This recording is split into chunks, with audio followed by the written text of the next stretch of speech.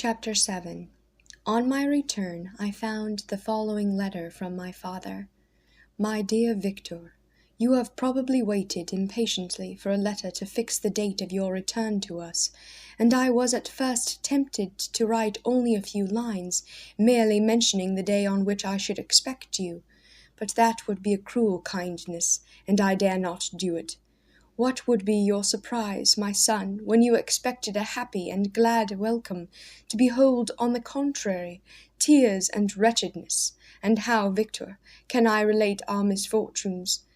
Absence cannot have rendered you callous to our joys and griefs. And how shall I inflict pain on my long-absent son? I wish to prepare you for the woeful news, but I know it is impossible. Even now your eye skims over the page to seek the words which are to convey to you the horrible tidings. William is dead.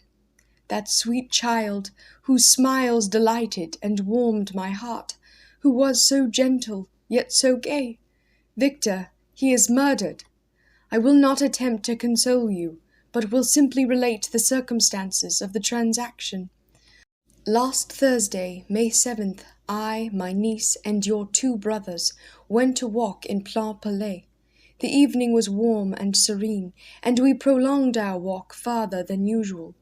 It was already dusk before we thought of returning, and then we discovered that William and Ernest, who had gone on before, were not to be found. We accordingly rested on a seat until they should return. Presently Ernest came and inquired if we had seen his brother. He said that he had been playing with him, that William had run away to hide himself, and that he vainly sought for him, and afterwards waited for him a long time, but that he did not return. This account rather alarmed us, and we continued to search for him until night fell, when Elizabeth conjectured that he might have returned to the house. He was not there. We returned again with torches, for I could not rest, when I thought that my sweet boy had lost himself, and was exposed to all the damps and dews of night. Elizabeth also suffered extreme anguish. About 5 in the morning I discovered my lovely boy, whom the night before I had seen blooming and active in health, stretched on the grass, livid and motionless. The print of the murderous finger was on his neck. He was conveyed home, and the anguish that was visible in my countenance betrayed the secret to Elizabeth.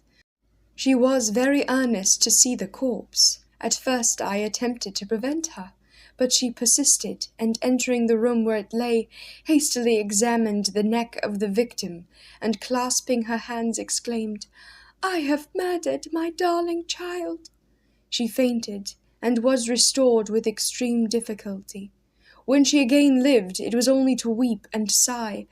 She told me that same evening William had teased her to let him wear a very valuable miniature that she possessed of your mother. This picture is gone, and was doubtless the temptation which urged the murderer to the deed. We have no trace of him at present, although our exertions to discover him are unremitted. They will not restore my beloved William. Come, dearest Victor, you alone can console Elizabeth. She weeps continually, and accuses herself unjustly as the cause of his death. Her words pierce my heart. We are all unhappy, but will not that be an additional motive for you, my son, to return and be our comforter? Your dear mother, alas, Victor, I now say thank God that she did not live to witness the cruel, miserable death of her youngest darling. Come, Victor, not brooding thoughts of vengeance against the assassin, but with feelings of peace and gentleness that will heal, instead of festering, the wounds of our minds. Enter the house of mourning, my friend, but with kindness and affection for those who love you, and not with hatred for your enemies. Your affectionate and afflicted father, Alphonse Frankenstein. Geneva, May 12th, 17. Clerval, who had watched my countenance as I read this letter, was surprised to observe the despair that succeeded to the joy I at first expressed on receiving news from my friends. I threw the letter on the table and covered my face with my hands. "My dear Frankenstein," exclaimed Henry, when he perceived me weep with bitterness, Are you always to be unhappy? My dear friend, what has happened?" I motioned him to take up the letter, while I walked up and down the room in the extremest agitation. Tears also gushed from the eyes of Clerval as he read the account of my misfortune. "I can offer you no consolation, my friend," said he. "Your disaster is irreparable. What do you intend to do?" "To go instantly to Geneva. Come with me, Henry, to order the horses." During our walk, Clerval endeavoured to say a few words of consolation. He could only express his heartfelt sympathy. "Poor William," said he, "dear lovely child, he now sleeps with his angel mother. Who that had seen him bright and joyous in his young beauty must weep over his untimely loss? To die so miserably, to feel the murderer's grasp, how much more a murderer that would destroy such radiant innocence? Poor little fellow, one only consolation have we. His friends mourn and weep, but he is at rest. The pang is over. His sufferings are at an end forever. A sod covers his gentle form, and he knows no pain. He can no longer be a subject for pity. He must reserve that for his miserable survivors." Clerval spoke thus as we hurried through the streets. The words impressed themselves on my mind, and I remembered them afterwards in solitude. But now, as soon as the horses arrived, I hurried into a cabriolet and bade farewell to my friend. My journey was very melancholy. At first I wished to hurry on, for I longed to console and sympathize with my loved and sorrowing friends. But when I drew near my native town, I slackened my progress. I could hardly sustain the multitude of feelings that crowded into my mind. I passed through scenes familiar to my youth, but which I had not seen for nearly 6 years. How altered everything might be during that time! One sudden and desolating change had taken place, but 1,000 little circumstances might have by degrees worked other alterations, which, although they were done more tranquilly, might not be the less decisive. Fear overcame me. I dared not advance, dreading 1,000 nameless evils that made me tremble, although I was unable to define them. I remained 2 days at Lausanne in this painful state of mind. I contemplated the lake, the waters were placid, all around was calm, and the snowy mountains, the palaces of nature, were not changed. By degrees the calm and heavenly scene restored me, and I continued my journey towards Geneva. The road ran by the side of the lake, which became narrower as I approached my native town. I discovered more distinctly the black sides of the Jura and the bright summit of Mont Blanc. I wept like a child. Dear mountains, my own beautiful lake, how do you welcome your wanderer? Your summits are clear, the sky and lake are blue and placid. Is this to prognosticate peace, or to mock at my unhappiness? I fear, my friend, that I shall render myself tedious by dwelling on these preliminary circumstances, but they were days of comparative happiness, and I think of them with pleasure. My country, my beloved country, who but a native can tell the delight I took in again beholding thy streams, thy mountains, and more than all thy lovely lake. Yet as I drew nearer home, grief and fear again overcame me. Night also closed around, and when I could hardly see the dark mountains, I felt still more gloomily. The picture appeared a vast and dim scene of evil, and I foresaw obscurely that I was destined to become the most wretched of human beings. Alas, I prophesied truly, and failed only in one single circumstance, that in all the misery I imagined and dreaded, I did not conceive the 100th part of the anguish I was destined to endure. It was completely dark when I arrived in the environs of Geneva. The gates of the town were securely shut, and I was obliged to pass the night at Sécheron, a village at the distance of half a league from the city. The sky was serene, and as I was unable to rest, I resolved to visit the spot where my poor William had been murdered. As I could not pass through the town, I was obliged to cross the lake in a boat to arrive at Plainpalais. During this short voyage, I saw the lightnings playing on the summit of Mont Blanc in the most beautiful figures.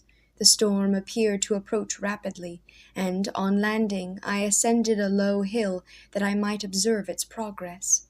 It advanced, the heavens were clouded, and I soon felt the rain coming slowly in large drops, but its violence quickly increased. I quitted my seat and walked on, although the darkness and storm increased every minute, and the thunder burst with a terrific crash over my head. It was echoed from Salève, the Juras, and the Alps of Savoy. Vivid flashes of lightning dazzled my eyes, illuminating the lake, making it appear like a vast sheet of fire. Then, for an instant, everything seemed of a pitchy darkness, until the eye recovered itself from the preceding flash. The storm, as is often the case in Switzerland, appeared at once in various parts of the heavens. The most violent storm hung exactly north of the town, over that part of the lake which lies between the promontory of Bellerive and the village of Coppet. Another storm enlightened Jura with faint flashes, and another darkened and sometimes disclosed the mole, a peaked mountain to the east of the lake. While I watched the tempest, so beautiful yet terrific, I wandered on with a hasty step. This noble war in the sky elevated my spirits. I clasped my hands and exclaimed aloud, "William, dear angel, this is thy funeral, this thy dirge." As I said these words, I perceived in the gloom a figure which stole from behind a clump of trees near me. I stood fixed, gazing intently. I could not be mistaken. A flash of lightning illuminated the object, and I discovered its shape plainly to me.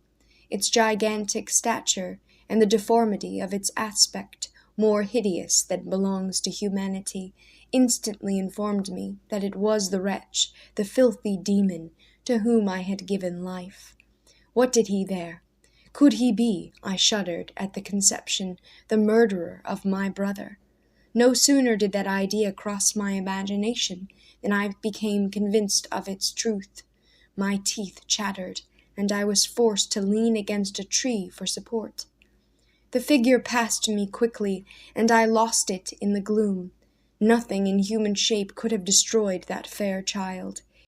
He was the murderer. I could not doubt it. The mere presence of the idea was an irresistible proof of the fact. I thought of pursuing the devil, but it would have been in vain, for another flash discovered him to me hanging among the rocks of the nearly perpendicular ascent of Mont Salève, a hill that bounds Plainpalais on the south. He soon reached the summit and disappeared. I remained motionless. The thunder ceased, but the rain still continued, and the scene was enveloped in an impenetrable darkness. I revolved in my mind the events which I had until now sought to forget, the whole train of my progress towards the creation, the appearance of the work of my own hands alive at my bedside, its departure. 2 years had now nearly elapsed since the night on which he first received life, and was this his first crime?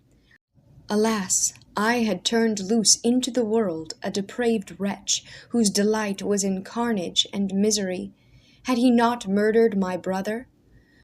No one can conceive the anguish I suffered during the remainder of the night which I spent, cold and wet, in the open air. But I did not feel the inconvenience of the weather. My imagination was busy in scenes of evil and despair. I considered the being whom I had cast among mankind, and endowed with the will and power to effect purposes of horror, such as the deed which he had now done, nearly in the light of my own vampire, my own spirit let loose from the grave, and forced to destroy all that was dear to me. Day dawned, and I directed my steps toward the town. The gates were open, and I hastened to my father's house. My first thought was to discover what I knew of the murderer and cause instant pursuit to be made. but I paused when I reflected on the story that I had to tell. A being whom I myself had formed and endued with life had met me at midnight among the precipices of an inaccessible mountain. I remembered also the nervous fever with which I had been seized just at the time that I dated my creation, and which would give an air of delirium to a tale otherwise so utterly improbable. I well knew that if any other had communicated such a relation to me, I should have looked upon it as the ravings of insanity. Besides, the strange nature of the animal would elude all pursuit, even if I were so far credited as to persuade my relatives to commence it. And then of what use would be pursuit? Who could arrest a creature capable of scaling the overhanging sides of Mont Saleve? These reflections determined me, and I resolved to remain silent. It was about 5 in the morning when I entered my father's house. I told the servants not to disturb the family, and went into the library to attend their usual hour of rising. 6 years had elapsed, passed as a dream but for one indelible trace, and I stood in the same place where I had last embraced my father, before my departure for Ingolstadt. Beloved and venerable parent, he still remained to me. I gazed on the picture of my mother, who stood over the mantelpiece. It was an historical subject, painted at my father's desire, and represented Caroline Beaufort, in an agony of despair, kneeling by the coffin of her dead father. Her garb was rustic, and her cheek pale, but there was an air of dignity and beauty that hardly permitted the sentiment of pity. Below this picture was a miniature of William, and my tears flowed when I looked upon it. While I was thus engaged, Ernest entered. He had heard me arrive, and hastened to welcome me. He expressed a sorrowful delight to see me. "Welcome, my dearest Victor," said he. "Ah, I wish you had come 3 months ago, and then you would have found us all joyous and delighted. You come to us now to share a misery which nothing can alleviate. Yet your presence will, I hope, revive our father, who seems sinking under his misfortune, and your persuasions will induce poor Elizabeth to cease her vain and tormenting self-accusations. Poor William! He was our darling and our pride." Tears unrestrained fell from my brother's eyes. A sense of mortal agony crept over my frame. Before I had only imagined the wretchedness of my desolated home, the reality came on me as a new and a not less terrible disaster. I tried to calm Ernest. I inquired more minutely concerning my father, and her I named my cousin. "She most of all," said Ernest, "requires consolation. She accused herself of having caused the death of my brother, and that made her very wretched. But since the murderer has been discovered—" "The murderer discovered? Goodness, how can that be? Who could attempt to pursue him? It is impossible. One might as well try to overtake the winds, or confine a mountain stream with a straw. I saw him too. He was free last night." "I do not know what you mean," replied my brother, in accents of wonder, "but to us the discovery we have made completes our misery. No one would believe it at first, and even now Elizabeth will not be convinced, notwithstanding all the evidence.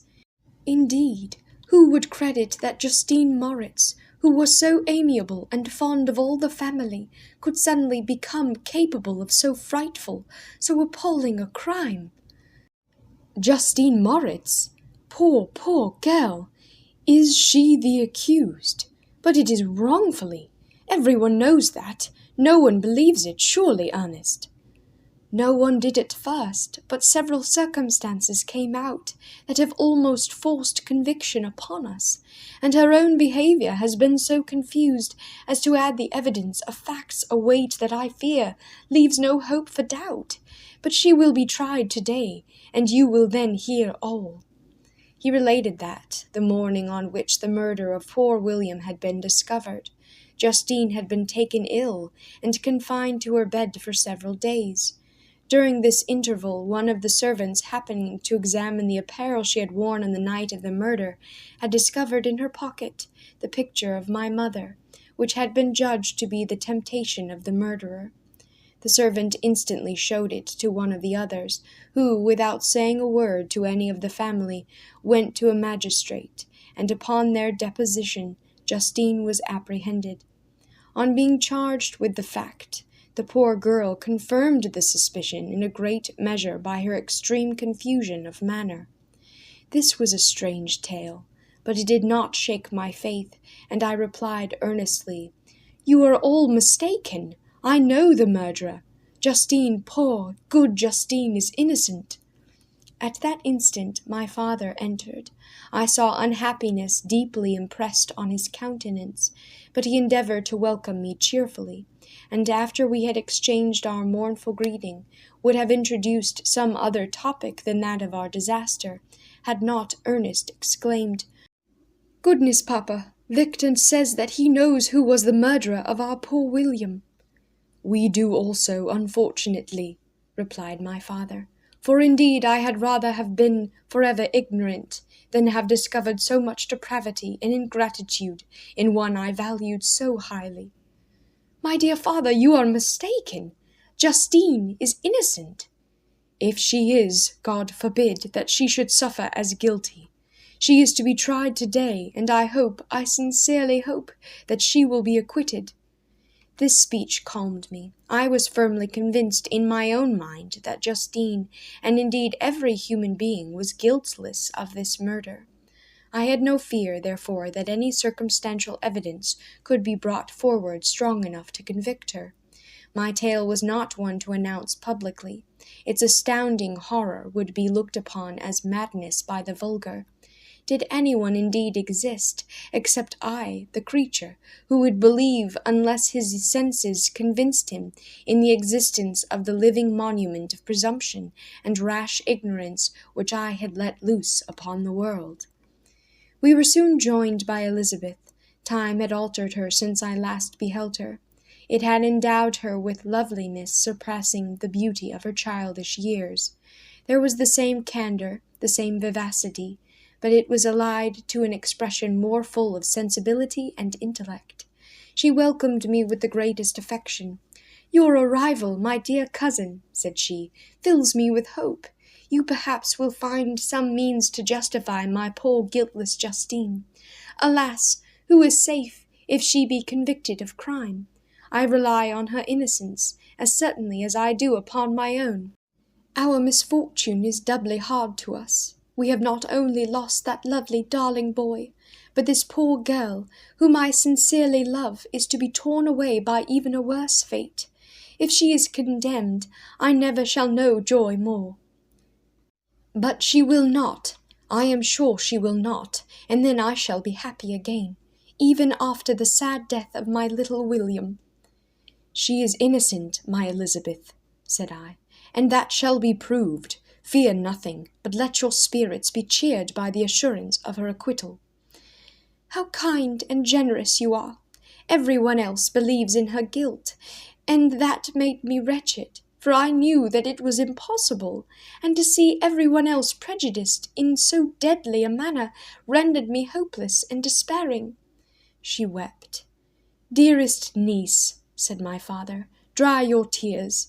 If she is, as you believe, innocent, rely on the justice of our laws, and the activity with which I shall prevent the slightest shadow of partiality."